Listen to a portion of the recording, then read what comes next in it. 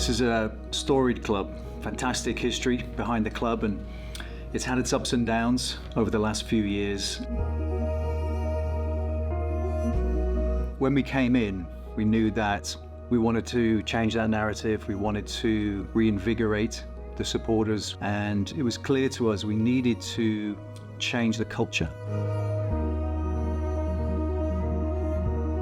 Changing the identity of the football club from, in recent years, being an underdog mentality into a challenger. The brand identity goes hand in hand with the culture. Everything together manifests itself in many different ways, and it has to be something that we live and breathe as a football club. You'll see that in many of the things we do. Actions speak louder than words. So when we begun all of the rebranding, one of the things that we were really keen not to do is for it to feel like it was engineered in any way by the football club. So what we did, we asked the people who are the most important to us, which is our fans. We asked them, what makes you proud to be a Town fan? How do you want to feel when you come to the stadium? And what are the special memories that you've got of being part of the football club? And I think for me that's ended up being the strength of the whole campaign, because it's directly from the mouths of the people whose support we appreciate the most.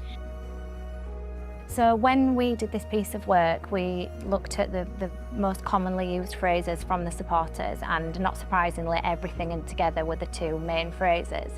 And from the perspective of the club being absolutely everything to people, how much it means to every Saturday I come here with my family, or every time I come here this is how it makes me feel. And together is another one as well. We've got our Terriers Together brand, which is all about inclusion and making sure that people feel part of the club. And so I think when people start to look around the stadium, they'll see these words and phrases and memories and insights into people's lives that hopefully that they can resonate with as well. I would say my absolute favourite bit is the South Stand, because that area, people know it was brown brick for days, but what we've done up there is really special because I think it speaks to the kind of people and the demographic of fans that are in that space. So it's got bits of our history in there, it's got a mural to Jordan Sinner, and it just takes my breath away every time. Some of the best times that we've had here is when everyone has felt like they're connected to something. It's a feeling more than anything, feeling a part of something bigger than just yourself.